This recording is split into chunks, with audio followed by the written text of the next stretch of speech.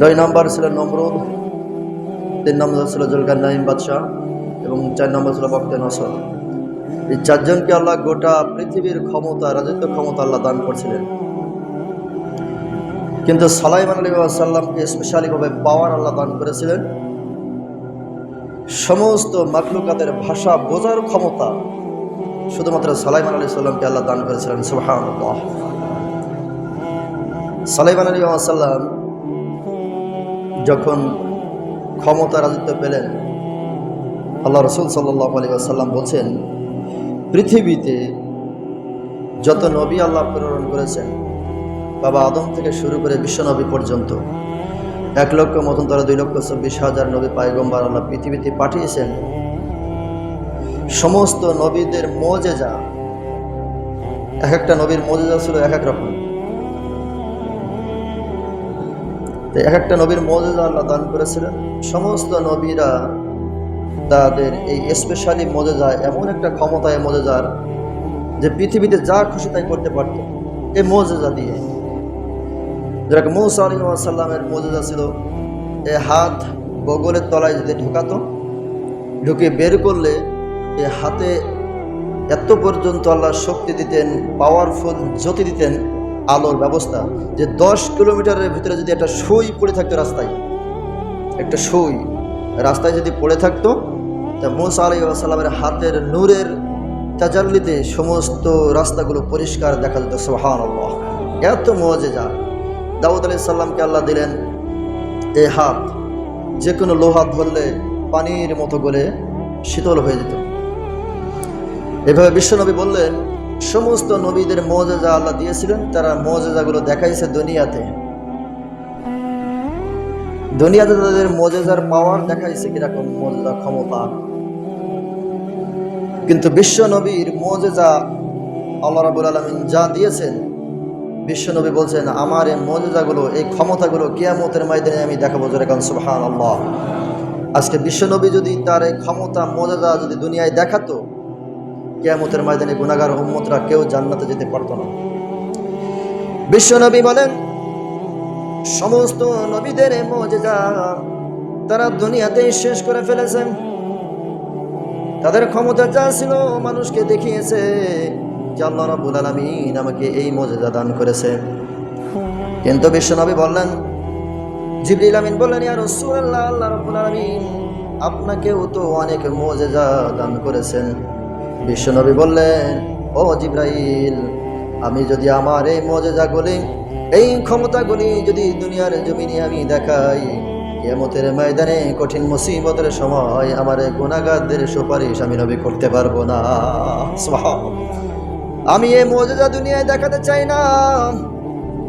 যেদিন আল্লাহ রাব্বুল আলামিন সমস্ত মানুষদেরকে জাহান্নামের দিকে নিয়ে যাবেন, আমি আল্লাহ রাব্বুল আলামিনের রাসূল সেদিন আমার মুজিজা, এই ক্ষমতাগুলো আল্লাহর সামনে তুলে ধরবো যে আল্লাহ আমার এই মুজিজা দিয়েছিলে, এই ক্ষমতা দিয়েছিলে, কিন্তু দুনিয়াতে আমি ব্যবহার করিনি। আজকে এই মুজিজা, এই ক্ষমতার রহমতে আল্লাহ তুমি আমার গুনাহগার উম্মতকে বাঁচাও। সুবহানাল্লাহ। এই মুজিজা, এই ক্ষমতাগুলো আল্লাহ আজকে আমার এই গুনাহগার উম্মতকে বাঁচানোর জন্য আমি কাজে লাগাবো। আল্লাহ রাব্বুল আলামিন সেদিন এক শ্রেণীর মানুষের সাথে কথা বলবেন। আল্লাহ রাব্বুল আলামিন একজনকে ডেকে বলবেন, ওই ব্যক্তি, অমুক ব্যক্তি, তুমি আমার সামনে এসো। ওই ব্যক্তিরা যখন সামনে আসবে, আল্লাহ রাব্বুল আলামিন বলবেন, তোমার আমলনামায় আমি দেখেছি, তোমার আমলনামা দেখে যেটা সিদ্ধান্ত হলো, বিচার ফাইসালা হলো, তোমাকে জাহান্নামে যাওয়া লাগবে।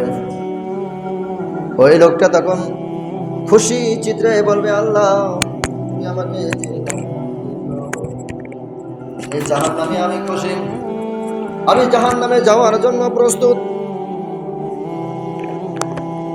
আল্লাহ রাব্বুল আলামিন তখন বলবেন, ও বান্দা, তুমি কি জানো জাহান্নামটা কি জিনিস? তোমাকে জাহান্নামে দিলাম, তুমি খুশি হয়ে গেলাম। তখনও বলবে, আল্লাহ জাহান্নাম কার?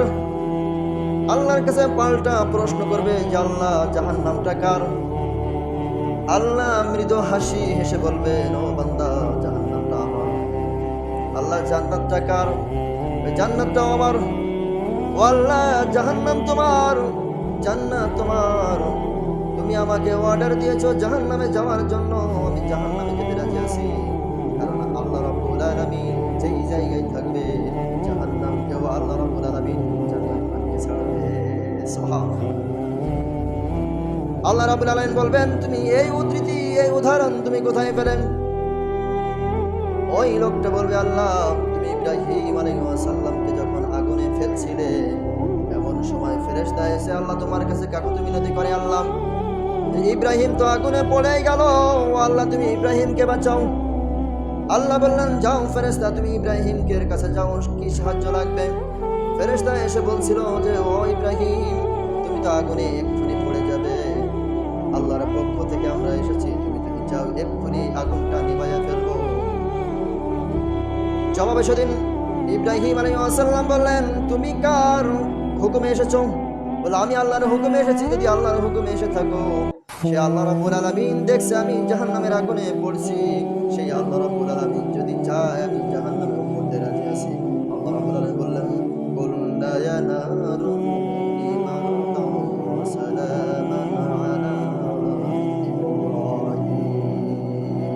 ও এই আগুন, ইব্রাহিম আমার এই বিপদের মুহূর্তে আমাকে স্মরণ করল। ও আগুন তুমি ইব্রাহিমের জন্য ঠান্ডা হয়ে যাও। ও আল্লাহ তুমি যদি সেই ইব্রাহিমের জন্য আগুনকে জান্নাত বানিয়ে থাকো, তুমি আমাকে জাহান্নামে ফেলবে। আর আল্লাহ তুমি জাহান্নামে ফেলতে দেরি হবে, দেরি হবে না। আর জাহান্নামের আগুন যদি আমার গায়ে লাগে, আল্লাহ তোমার কষ্ট হবে। আল্লাহ রাব্বুল আলামিন বলে, বান্দারে যাও, আজকে তোমাকে মাফ করে দিলাম। এইভাবে ছোট্ট ছোট্ট কারণগুলো আল্লাহ রাব্বুল আলামিন বলছেন বিশ্ব নবীর মুজিজা, তার বিশ্ব নবীর উম্মতকে আল্লাহ রাব্বুল আলামিন সেদিন ক্ষমতা দান করবে। সেদিন কেউ কথা বলতে সাহস পাবে না, কিন্তু এই বিশ্ব নবী এবং বিশ্ব নবীর উম্মত যারা হবে তারা কথা বলতে সাহস দিবেন, আল্লাহ রাব্বুল আলামিন দিবেন, ক্ষমতা দিবেন।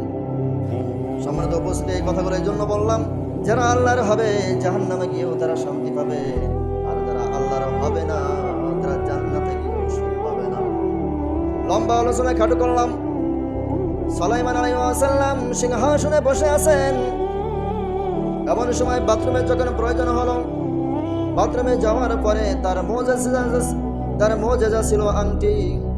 বডিগার্ডের কাছে দিয়ে বলল, এই আংটিটা ধরো, বাথরুমে যাবো। শয়তান তখন সুলাইমান আলাইহিস সালামের রূপ ধরে বডিগার্ডের কাছে এসে বলল, বডিগার্ড অত চিন্তা করলো না। সুলাইমান আলাইহিস সালামের রূপ ধরে যখন আংটি নিল আর বলল, আমার মতো চেহারার মানুষ মনে হয় দুনিয়াতে অনেক আছে, যদি এই রাজ সবাই এই দুনিয়াতে দেখতে পাও আমারই মতন চেহারা, ভাববে সেটা শয়তান, তাকে পিটিয়ে হত্যা করবে। যেই বলা সেই কাজ। বডিগার্ড এসে সকল সভাসদকে বলল, সুলাইমান আলাইহিস সালামের মতো দেখতে আর একটা সুলাইমান বাহির হয়েছে, সেটা হলো শয়তান। যদি কারোর নজরে আসে তৎক্ষণাৎ তাকে কোনো কুটিরে দিয়ে মেরে ফেলবেন। সুলাইমান আলাইহিস সালাম যখন রূপ ধরে শয়তান ক্ষমতার চেয়ারে এসে বসলো, আর বডিগার্ডকে বলল, সামনের দিকে তাকিয়ে থাকবে, ডাইনে বামে পিছনে কোথাও তুমি তাকাবে না। কারণ একটাই ছিল, আল্লাহ রাব্বুল আলামিন যে মুজিজা দান করেছিল আংটির ক্ষমতা। এই আংটি যার হাতে থাকবে গোটা পৃথিবীর মাখলুকাত তার দাসত্ব গোলামি করবে। এটাই ছিল আংটির মুজিজা ক্ষমতা। কিছুক্ষণ পর সুলাইমান আলাইহিস সালাম বাথরুম থেকে যখন বের হয়ে আসলো, এসে দেখলো দারোয়ান বডিগার্ড দাঁড়িয়ে আছে, বললো, আমার আংটিটা দাও। তখন ওই বডিগার্ড চিন্তা করলো, এই তো কিছু সময় আগে সুলাইমান আমাদেরকে বলেছে তার মতো একটা চেহারার মানুষ যদি দেখতে পাও তাকে হত্যা করে ফেলবে। এখন দেখছি নবীদের কথা মিথ্যা হয় না, একটা সুলাইমান। পাবলিকের মার গণধোলাই খেয়ে সুলাইমান নবী, পরীক্ষিত নবী যে ছিল, জনগণের হাতে যখন প্রচন্ড মার খেলেন, মার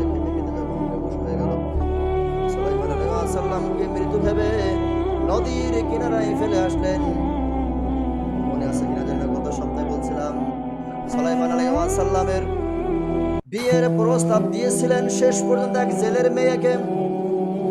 সুলাইমান আলাইহিস সালাম একটু দাম্ভিকতা করেছিলেন, আমি বিশ্ব নবী, আমি পয়গম্বরের ঘরের পয়গম্বর সুলাইমান, আমি একটা বিশ্ব বাদশাহ, তামাম দুনিয়ার বাদশাহ, আমাকে বিবাহের প্রস্তাব দেয় একটা জেলের মেয়ে।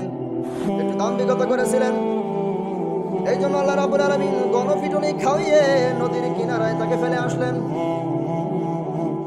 জেলে সকালবেলা যখন মাছ ধরে বাড়িতে ফেরে, তখন দেখলেন সুদর্শন একটা পুরুষ, এত সুন্দর চেহারা। কারণ আল্লাহ রাব্বুল আলামিন পৃথিবীতে যতগুলো নবী পাঠিয়েছেন তাদের চেহারা ছিল সুন্দর। এলাকার ভিতরে সবচেয়ে উত্তম চেহারার অধিকারী, উত্তম শরীরের অধিকারী, উত্তম চরিত্র গঠনের অধিকারী। ছেলে তখন মনে মনে চিন্তা করলো, এত সুন্দর সুদর্শন পুরুষ আমি জীবনে কখনো দেখিনি। তার গায়ে হাত দিয়ে দেখে এখন সেই জীবিত। ছেলে সেই সুলাইমান আলাইহিস সালামকে নিয়ে নিজের বাড়িতে গেলেন। বাড়িতে গিয়ে স্ত্রীকে বললেন, ও আমার প্রিয় স্ত্রী, আমি একটা মানুষ পেলাম ওই নদীর কিনারায়, সে মৃত লাশের মতো পড়েছিল, এখন সে জীবিত। তাকে সেবা সুস্থ করার জন্য যা কিছু প্রয়োজন করো। স্ত্রীদের মন হলো অত্যন্ত প্যাসট মন, মেয়ে লোকের মন হলো অত্যন্ত প্যাসট। স্বামীকে বললাম, কি সর্বনাশ, তুমি কাকে নিয়ে এসেছো? অবশ্যই এই ছেলেটা দুষ্কারী এবং সে একজন বড় মাপের ডাকাত, তা না হয় চোর বাটপার, না হলে তাকে মেরে কেন নদীতে ফেলে দেবেন? এ আসলে ভালো ছেলে না। স্বামী অনুরোধ করলো, ভালো হোক খারাপ হোক বুঝি না, যখন সে জীবিত আছে তার সুস্থ করার জন্য যা কিছু করার প্রয়োজন আমরা করব। স্বামীর কথা বাধ্য হয়ে রাখলাম।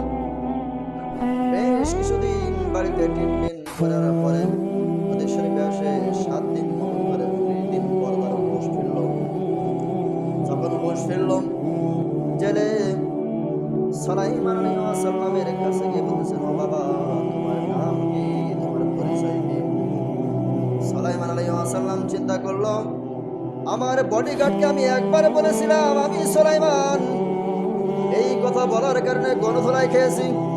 এখন যদি আমি এই জেলের কাছে পরিচয় দিই আমি সুলাইমান, তাহলে বলবেন বাটপারি করার জায়গা পাও না, সুলাইমান হলি রাজ সিংহাসনে বসে থাকবে, এই জায়গায় কেন? অর্থাৎ জেলে এবং জেলের বইয়ের কাছে আমার নাম ঠিকানা স্বীকার করা যাবে না, আবারও বাড়ি পাওয়া লাগবে।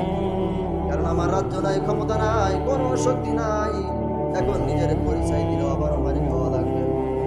সুলাইমান আলাইহিস সালাম একটু হিকমত খাটিয়ে বললেন, আমার মাথায় প্রচন্ড ব্যথা, যখন সুস্থ হয়ে যাব তখন তোমাদেরকে জানাবো। সুলাইমান আলাইহিস সালাম তাদের বাড়িতে খাওয়া দাওয়া করে লালন পালন করতে শুরু করলো।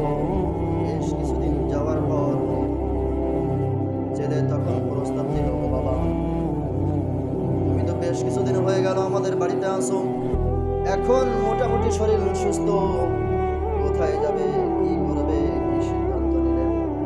সুলাইমান আলাইহিস সালাম চিন্তা করলো, এখন তো দেশের বাড়ি ফিরে যাওয়া যাবে না, নিজের নাম পরিচয় দেওয়া যাবে না, আর আমার এই চেহারা যদি গ্রামের কোন লোক দেখতে পাই তাহলে আবারও মেটাবে।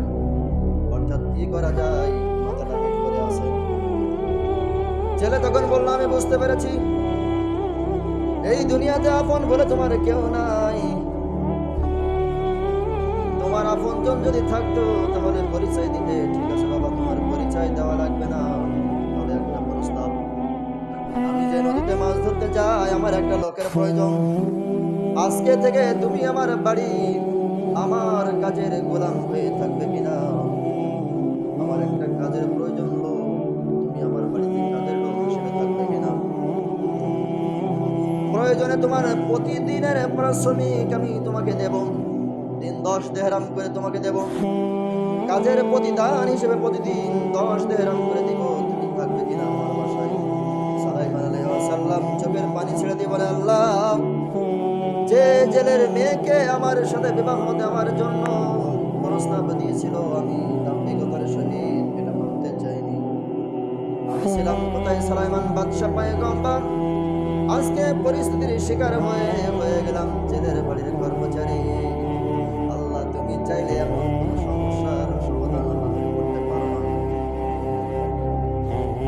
কিছুক্ষণ মাথা হেঁট করে ছেলেকে সায় দিল, ঠিক আছে, আমি আপনার কাজের বাড়ির লোক হয়ে থাকতে চাই, আপনার সেক্রেটারি হিসেবে, কাজের ছেলে হিসেবে আপনার বাড়ি থাকতে চাই।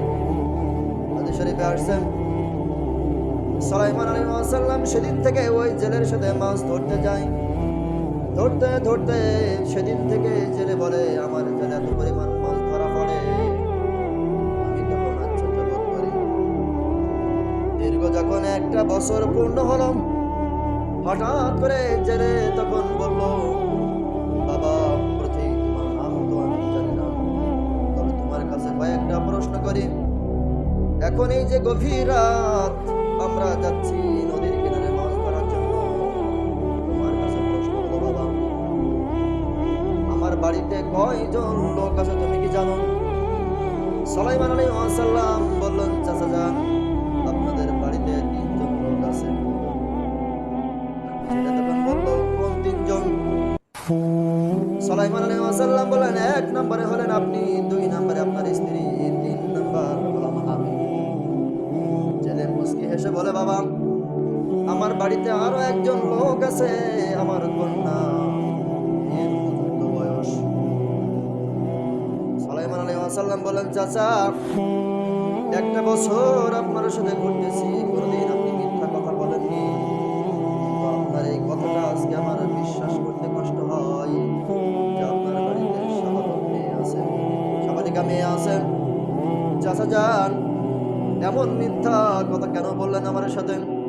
ছেলে তখন বলল, না আমি কোনো মিথ্যা কথা বলিনি, আমার একটা যুবতী মেয়ে আছে। সুলাইমান আলাইহিস সালাম বললেন, 1টা বছর আপনার বাড়িতে আমি কাটালাম, 1টা বছরের মতো আপনার মেয়ের মুখ তো দেখতেই পেলাম না, তার কাপড় চোপড় আমি দেখতে পেলাম না। ছেলে তখন বলে, বাবা আমার এই মেয়েটা হলো ধার্মিক, চরিত্রবান এবং পরেশগার, এই জন্য দুনিয়ার কোন মানুষ আমি বাবা আর মা ছাড়া তার চেহারা আজ পর্যন্ত কেউ দেখতে পাইনি। সুবহানাল্লাহ। সম্মানিত উপস্থিতি, আজকে আমাদের বাড়িতে যদি খালাতো ভাই, মামাতো ভাই আর যদি সেরকম কোনো ছেলে আসে, এই বাড়িতে যতগুলো মেয়ে আছে প্রত্যেকেই সিরিয়াল একটু গল্প করে নাম্বার নিই, আর 1 বছর থাকলে তো বলা দরকার নেই, বাপ মায়ের ছাড়াই। সুলাইমান আলাইহিস সালাম একটু চিন্তা করে বলল যে আমি তো মনে মনে এমন মেয়ে খুঁজছি যে হবে ধার্মিক, চরিত্রবান এবং সুন্দরী মেয়ে, এমনই মেয়ে মনে মনে তালাশ করছিলাম, কিন্তু মুখ ফুটে বলতে পারিনি। ছেলে তখন বলল, বাবা তুমি কি চিন্তায় পড়ে গেল? সুলাইমান কোনো কথার উত্তর দেয় না। ছেলে তখন বলল, বাবা তোমার কাছে একটা অনুরোধ হলো, এই আমার এই মেয়েকে তোমার সাথে বিবাহ দিতে চাই, যদি তুমি রাজি থাকো। সুলাইমান আলাইহিস সালাম চিন্তা করলো, আল্লাহ বিয়ে করতে চাইছি এমন একটা মেয়েকে, যে মেয়েটা হবে ধার্মিক, চরিত্রবান এবং সুন্দরী আর বংশধর হবে। আল্লাহ আজকে নিজের কর্মের কারণে, দাম্ভিকতার কারণে আজকে ছেলের বাড়িতে আছি, এবং তার মেয়ের বিয়ের প্রস্তাব রাজসভায় দেওয়ার কারণে আমি গরম করেছিলাম। আল্লাহ ভাগ্যের কি পরিহাস, ঘুরে ফিরে দৌড়াইয়া দৌড়াইয়া মার খেয়ে আজকে সেই ছেলের বাড়িতে বিয়ের প্রস্তাব শুনতে হচ্ছে। সুলাইমান আলাইহিস সালাম কিছু সময় মুখটা হ্যাঁ করে বলতে, ঠিক আছে চাচা, তোমার এই প্রস্তাবে আমি রাজি, কারণ আমি এখন সুলাইমান, আমার বয়স হয়েছে, বাড়িতে কবে ফিরবো আর কবে বা বিয়ে করবো এটা হয়তো আমার ভাগ্যে আছে কিনা আমি জানি না। তবে ছেলের মুখ থেকে শুনলাম তার মেয়ে সুন্দরী, ধার্মিক এবং চরিত্রবান, আল্লাহ আমি এতেই খুশি। চাচাকে বললো, ঠিক আছে চাচা, আমি বিয়েতে রাজি। ছেলে তখন মাছ ধরে বাড়িতে আসলো, বাড়িতে এসে নিজের সহধর্মিণীকে বলল, আমাদের বাড়িতে যে ছেলেটা আছে ছেলেটা কেমন? স্ত্রী বলল, ভালো। তার চরিত্র কেমন? ভালো। তার কথাবার্তা কেমন? সব ভালো। তাহলে আমাদের মেয়েকে তার সাথে বিবাহ দেওয়া যায় কিনা? ছেলের বউ রাগান্বিত হয়ে বলল, খবরদার এমন কথা আর বলবে না। আমাদের মেয়ে সুন্দরী, ধার্মিক, চরিত্রবান। সেই মেয়ে গুসা করেছিল সুলাইমান আলাইহিস সালামের সাথে বিবাহ করবে। আমরা তাকে না খাইয়ে রেখেছি, মারধর করেছি। মেয়ে আমার প্রতিদিন রাতে কান্দে আর আল্লাহর কাছে সাহায্য চাই। এরকম নিবিড়ে নিছেড়ে ভয় ছাড়া ছেলের হাতে দিয়ে দেওয়া যাবে না।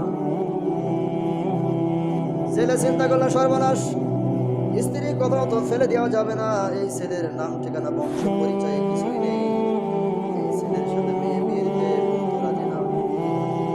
কিছুদিন যাওয়ার পরে একদিন হঠাৎ ছেলে বাজার থেকে শাড়ি, ব্লাউজ, হাতের চুড়ি, কানের দুল নিয়ে বাড়িতে এসে হাজির। স্ত্রী যখন শুতে যাবেন এমন সময় স্ত্রীর হাতে দিয়ে বলল, এইগুলো নাও, তোমার জন্য আজকে উপহার। ও চিন্তা করলো সর্বনাশ, আজকে 25টা বছর সংসার করছি, কোনোদিন এরকম কোনো জিনিস আমার হাতে কোনোদিন দেয় না, কোনো জিনিস উপহার দেয় না। আজকে জেলে শাড়ি দিল, হাতের চুড়ি দিল, কানের দিল, ব্যাপারটা কি বুঝলাম না। যদি এখন স্বামীর কাছে জিজ্ঞাসা করি এর কারণ কি, আমার সামনেতে বেজায় রাগি, যদি এখন বলি তাহলে হয়তো গরম হয়ে যাবে। তার সাইডে দরকার নেই, যা বলে তাই কান থেকে আসে। সুবহানাল্লাহ। আজকে আমাদের সমাজে দেখবেন যে সমস্ত নারীরা একটু বদমাইশ, বদমেজাজি, স্বামীরাও খারাপ, ওই সমস্ত স্বামীরা যদি রাত্রের বেলা যদি কিছু উপহার নিয়ে আসে, যত বড় এই খারাপ স্ত্রী হোক, চিন্তা করে আজকে ভালো না। আমার জন্য যখন ফলমূল নিয়ে আসছে, আজকে যদি কথা বলি নির্ঘাত মার খাওয়া লাগবে। ছেলের বউ চিন্তা করলো, ও স্বামী, আজ 25টা বছর কিছুই দিলা না, আজকে কি উদ্দেশ্য করে দিলাম আমি জানি না, তবে আজকে দিনে এই খুশিতে তুমি যা বলবে আমি সব তোমার কথা রাখবো। ছেলে তখন বলল, আমি বলতে চাচ্ছি আমাদের বাড়িতে যে ছেলেটা আছে, এই ছেলের সাথে আমাদের মেয়ের বিবাহ দিয়ে দিই। মেয়ে লোকের মন তখন বলে, ঠিক আছে, ছেলে তো একেবারে খারাপ না, দেখতেও খারাপ না, যাই হোক আপনি বিয়েটা দিয়ে দেন, সমস্যা নেই। ছেলে আনন্দ চিত্রে সকালবেলা সুলাইমান আলাইহিস সালাম বাড়ির কাজের লোক সম্বোধন করে বলে, বাবা, বাড়িতে সবাই রাজি, তুমি যদি রাজি থাকো আজকে তোমাদের বিবাহ দিয়ে দেব। সুলাইমান আলাইহিস সালাম সম্মত হয়ে যখন অর্ডার দিলেন, ছেলে তার মেয়ের সাথে বিবাহ করিয়ে দিলেন। হাদিস অনুযায়ী সুলাইমান আলাইহিস সালাম ওই ছেলে বলল, বাবা, আজকে তোমার বিবাহ হয়েছে, আগামীকাল তোমাদের বাসর রাত, আজকের দিনটা তুমি আমার সাথে মাছ মারতে চলো, আগামীকাল থেকে তোমার স্বাধীন করে দেব, আমাদের বাড়ির কর্মচারী হিসেবে তোমাকে আর রাখবো না, আগামীকাল থেকে তোমাকে স্বাধীন করে দেব, চলো আজকে দিনটা আমরা দুইজনের সাথে মাছ ধরতে যাই। দুইজন একসাথে মাছ ধরতে গেল, শ্বশুর আগে পিছে জামাই। যাইতে যাইতে যখন নদীর কিনারে যায়, হঠাৎ করে সুলাইমান আলাইহিস সালামের বডিগার্ড ছিলেন আসিফ বিন বারকিয়া। আসিফ বিন বারকিয়া যখন নদীর কিনার দিয়ে যাইতেছে, হঠাৎ করে দেখলেন কারণ নবীদের চেহারা আল্লাহ রাব্বুল আলামিন এমন একটা মর্যাদা দান করেন যে পৃথিবীর সমস্ত মাখলুকাত নবীদেরকে চিনতে পায়। আসিফ বিন বারকিয়া যখন নদীর উপর দিয়ে যাইতেছিল, হঠাৎ করে সুন্দরময় একটা চেহারার ছেলে যখন দেখলেন, তখন নিচে নামলেন। সেই নেমে তাকিয়ে দেখে, সর্বনাশ, সাধারণ ছেলে নয়, এটা আমার দেখে মনে হচ্ছে এই যে আমাদের এই গোটা দুনিয়ার বাদশা যিনি ছিলেন সুলাইমান পয়গম্বর, আমার মনে হয় এই ছেলেটাই সেই সুলাইমান পয়গম্বর। সুবহানাল্লাহ। আসিফ বিন বারকিয়া চিন্তা করলাম, আমি হলাম জিনেদের ভিতরে শক্তিশালী একটা বডিগার্ড, আজকের সুলাইমান আলাইহিস সালামকে গণপিটুনি দিয়ে মার দিয়ে আমরা নদীতে ফেলেছিলাম, আল্লাহ রাব্বুল আলামিন তাকে সুস্থ অবস্থায় হেফাজত করে আল্লাহ তার ঠাঁই করে দিয়েছেন। এটা মনে হচ্ছে সেই সুলাইমান, এটা কি করা যায়? আসিফ বিন বারকিয়া তার রাজ্যে ফিরে গেলেন। রাজ্যে ফিরে যেয়ে সকল মন্ত্রী সভাসদগণকে ডেকে বললেন, তোমাদের সাথে এক্ষুনি একটা জরুরি মিটিং আছে, বৈঠক আছে, বাদশাহ ছাড়াই আমাদের মিটিং করা লাগবে। সমস্ত সভাসদগণ মন্ত্রী সভার তারা একটা গোপন কক্ষে যখন গেল, আসিফ বিন বারকিয়া বলল, সর্বনাশ, আমি আজকে আমার গা শিউরে উঠবে। এখন কি করা যায়? সুলাইমান পয়গম্বর আমাদের বাদশা ছিল, এটা আমরা সবাই জানি, কিন্তু আজকে আমি যাকে নদীর পাড়ে দেখে আসলাম, শতভাগ বিশ্বাস সে হলো আমাদের এই বর্তমান মন্ত্রিসভার বাদশা, হলো সেই সুলাইমান। আর যিনি এখন বসে আছেন ইনি অবশ্যই মনে হয় শয়তান ছাড়া আর কেউ না। আসিফ বিন বারকিয়া বলেন, জীবন যায় আর থাক, আজকে ধরবো রাজসভায় আর ছাড়বো না। কারণ এই একটা বছর যাকে আমরা নেতা বলে বাদশাহ বলে মানলাম, সমস্ত জিনিসের দাম বাড়িয়ে দিয়েছে। তার চাল চলন দেখে মনে হয় সেই ইচ্ছা মতন চলতে শুরু করেছে। কারণ সুলাইমান পয়গম্বর এত বছর বাদশাহগিরি করলেন, আমাদের সাথে কোনোদিন মনে আঘাত দিয়ে কথা বলেনি। কিন্তু যে ব্যক্তিরা বর্তমান দায়িত্বে আছে, প্রতি মাসে মাসে জিনিসের দাম বাড়ায়, আর যদি কেউ চুল পরিমাণ ভুল করে তাকে ধরে নিয়ে জেলখানায় রিমান্ড দেবে। এর স্বভাব চরিত্র দেখে ভালো মনে হয় না। আসিফ বিন বারকিয়া সমস্ত মন্ত্রী সদকে বলল, আমরা সবাই যদি একসাথে এটা করি, আসল যিনি বাদশাহ সুলাইমান তিনি হবেন আমাদের বাদশাহ। সকলে মিলে যখন একসাথে এটা করলো যে আপনি আমাদের বাদশাহ না, আপনি কি আপনার পরিচয় দিন। সকলে মিলে যখন একসাথে এটা করলো, শয়তান চিন্তা করলো, সর্বনাশ, এতদিন গায়ের জোর খাটিয়েছিলাম, আজকে থেকে গায়ের জোর খাটবে না, বাপে খেটে গিয়েছে, আজকের পালানোর পথ নেই। শয়তান সুলাইমান বহুরূপী এক দৌড়ে সিংহাসন থেকে পালাতে শুরু করলাম। সমস্ত মন্ত্রী সভার সদস্যরা তারাও তার পিছনে দৌড়াইতে শুরু করলো। দৌড়াইতে দৌড়াইতে যখন ক্লান্ত পর্যায়ে শয়তান চিন্তা করলো, এভাবে যতই দৌড়াদৌড়ি করি এদের হাত থেকে নিস্তার পাওয়া যাবে না, এদের হাত থেকে রেহাই পাওয়া যাবে না। এদের হাত থেকে রেহাই পাওয়ার একটাই মাত্র কারণ, এই হাতের আংটি। এই হাতের আংটি যদি আমি খুলে ফেলি, তাহলে এরা আমার পিছনে আর ধাওয়া করবে না। যেই বলো সেই কাজ। শয়তান হাত থেকে আংটি খুলে নদীতে নিক্ষেপ করলো। নিক্ষেপ করার সঙ্গে সঙ্গে শয়তান হাওয়ার সাথে মিলিয়ে যায়। আসিফ বিন বারকিয়া সহ সকল সদস্যগণ বলল, কোথায় গেল, কোথায় গেল? তখন কেউ খুঁজে পায় না।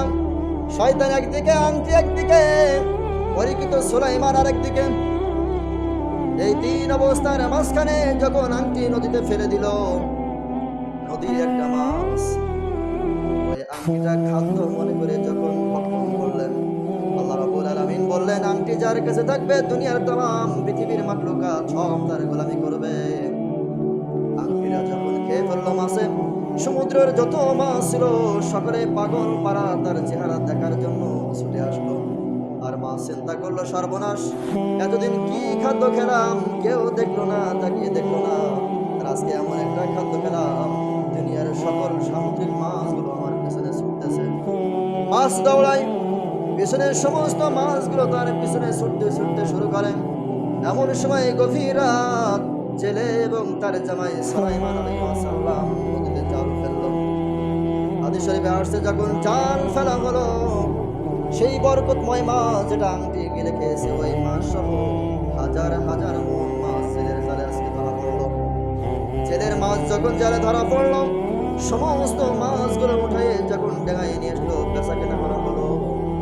বেচা কেনা করার শেষে জেলে বলল, আজকে আমার মেয়ের বিয়ে দিয়েছি, আজকে তাদের বাসর রাত, জামাইকে এই পর্যন্ত ভালো মন্দ তো কিছুই খেতে দিতে পারিনি, আমি জেলে আজকের নদীতে সব চাইতে এই বড় মাছটা আমার জামাইকে দেওয়ার জন্য আমি রেখে দেব।